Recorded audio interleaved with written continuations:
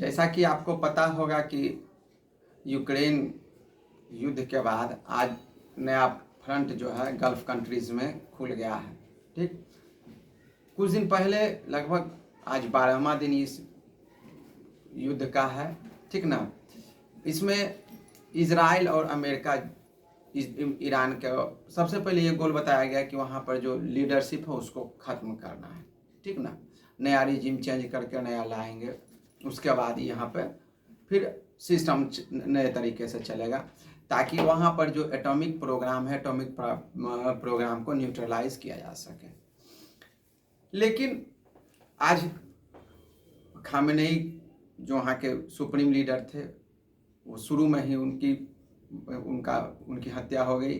ठीक ना, बहुत सारे कमांडर्स भी मारे गए, लेकिन फिर भी आज जो है युद्ध जो है, ठीक ना, वो बहुत ही क्रिटिकल कंडीशन में पहुंच गया। Critical condition in the sense क्या, सो समझिए, चूंकि जो गल्फ कंट्री से जितना भी तरह का रेमिटेंस आता है, ठीक ना, सॉरी, जितना भी तरह का ऑयल और natural gas all over world को सप्लाई किया जाता है, स्ट्रेट ऑफ हॉर्मुज से 20% टोटल वर्ल्ड सप्लाई का LNG सप्लाई वहाँ से आता है और 25% ऑयल, पेट्रोलियम ऑयल जो है वहाँ से पूरे दुनिया में जाता है। अब अगर वहाँ पे पूर्ण रूपेण उसका ब्लॉकेज हो जाता है तो पूरी दुनिया में जो एनर्जी का जो क्राइसिस है बहुत ज़बरदस्त हो जाएगा। और ये आप मान कर चलिए कि लगभग ऐसा एस्टिमेट किया गया है कि लगभग $200 बिलियन 200 डॉलर पर बैरल तक इसका रेट जा सकता है। अब देखिए, इजराइल का कुछ अपना सर्टेन ऑब्जेक्टिव्स था। ठीक, अमेरिका इस युद्ध में कूदा, लेकिन उसके पास कोई, देखिए, किसी भी युद्ध का एक सिस्टम होता है। कहीं भी आप जाते हैं, ठीक ना, दुश्मन इलाके में जाते हैं, जैसे सपोज भारत अगर गई तो उसका एक ऑब्जेक्टिव्स था, ठीक ना, कि हमको जाना है, इस तरह का टेररिस्ट लॉन्च पैड है उसको डिस्ट्रॉय करना है, उसको हमको वापस, उसके बाद हमको उसमें कुछ नहीं करना है।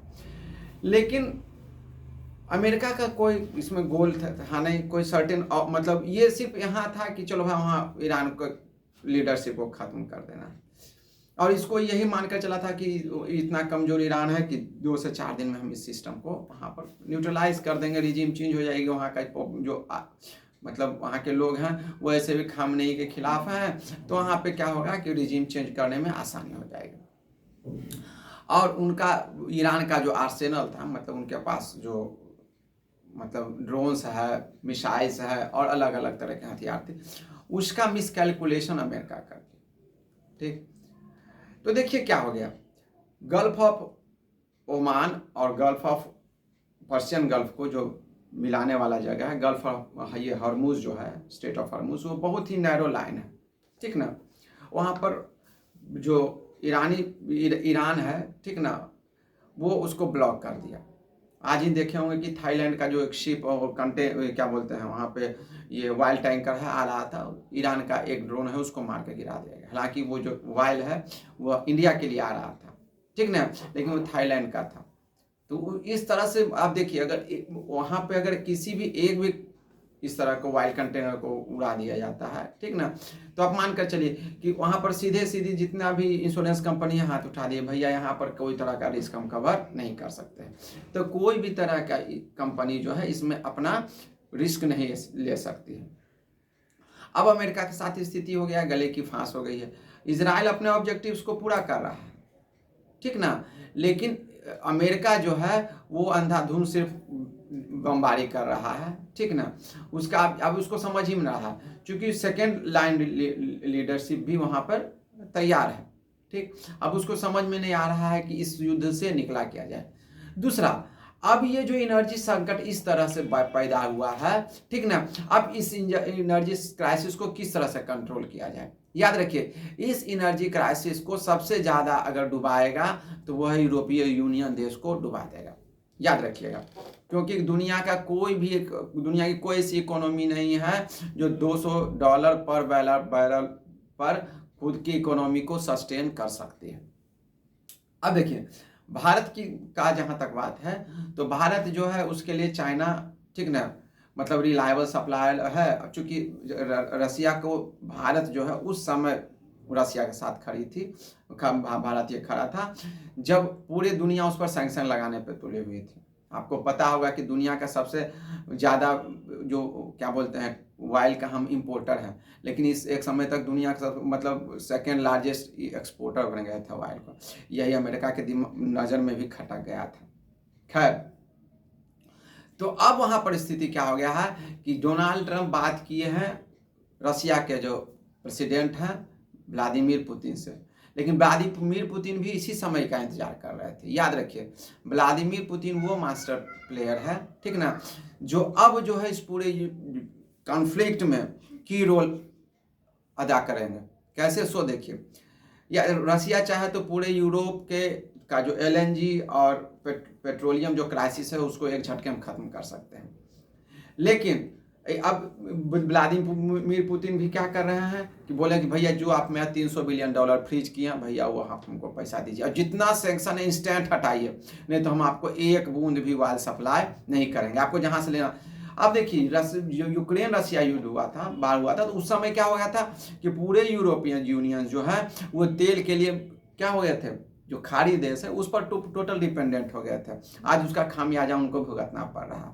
अब उनके लिए एक ही सहारा है दुनिया में, अगर यूरोपियन यूनियन को बचा सकता है तो वो भारत है। भारत किस तरह से बचाएगा, जैसे 2022 का जो यूक्रेन वार था उसके बाद रसिया के से ऑयल खरीद करके उसको रिफाइन करके यूरोपीय यूनियन को भारत बेचता था, ठीक ना। यही अब उसके पास एकमात्र रास्ता है, या तो फिर रसिया पे पूर्ण रूपेण सैंक्शन लगा दे। अब देखिए, आप ये देखे होंगे कि यूक्रेन के युद्ध में चाहे नाटो जितना भी इंक्लूडिंग अमेरिका, टोटल वेपन से लेकर के सब कुछ प्रोवाइड कर, फाइनेंशियल असिस्टेंस तक प्रोवाइड कर रहे थे। लेकिन अब देखिए व्लादिमीर पुतिन क्या किए, अब जब उनके हाथ में गेम आया तो कुछ नहीं किए, बस वो सिर्फ एनर्जी रिसोर्सेस को क्या कर लिए, ब्लॉक कर दे, रोक दिए। भैया हमको नहीं देना है किसी को। आप तो कह रहे थे 2020 से, यूरोपियन यूनियन कह रहे थे 2027 से हम के बाद हम रसिया से कुछ लेंगे ही नहीं, ना ऑयल लेंगे ना। बोले कि भैया हम 2027 के हम अभी से ही आपका इंस्टेंटली हम ब्लॉक कर देते हैं, ठीक। यूरोपीय यूनियन का हाथ पैर फुला हुआ है, ठीक। अब अगर पूरे दुनिया को अगर इस एनर्जी क्राइसिस होगा तो याद रखिएगा पूरे दुनिया में का मार्केट जो है वो क्रैश कर जाएगा। याद रखिएगा, काहे कि इकोनॉमी तभी सस्टेन कर सकती है जब उसका जो सेक्टर, प्राइमरी और सेकेंडरी सेक्टर हो continue. Primary sector, secondary sector कैसे चलेगा, उसके लिए उसको एनर्जी चाहिए। एनर्जी का कंस्टेंट अगर फ्लो नहीं होगा तो फिर बहुत ज़्यादा डिस्टर्ब हो सकता है। अगले वीडियो में हम आपको बताएंगे कि जो रसिया जो है किस तरह से, व्लादिमीर पुतिन अब किस तरह से पूरे युद्ध के की फैक्टर हो गए, मास्टरमाइंड हो गए हैं, ठीक। और अब जो क्या बोलते हैं डोनाल्ड ट्रंप है, उसका जो नस है, ठीक ना, जो नाड़ी है वो अब किसके हाथों में चला गया है, व्लादिमीर पुतिन के हाथों में चला गया है। इसको हम नेक्स्ट वीडियो में चर्चा करेंगे। धन्यवाद। जय हिंद, भारत माता।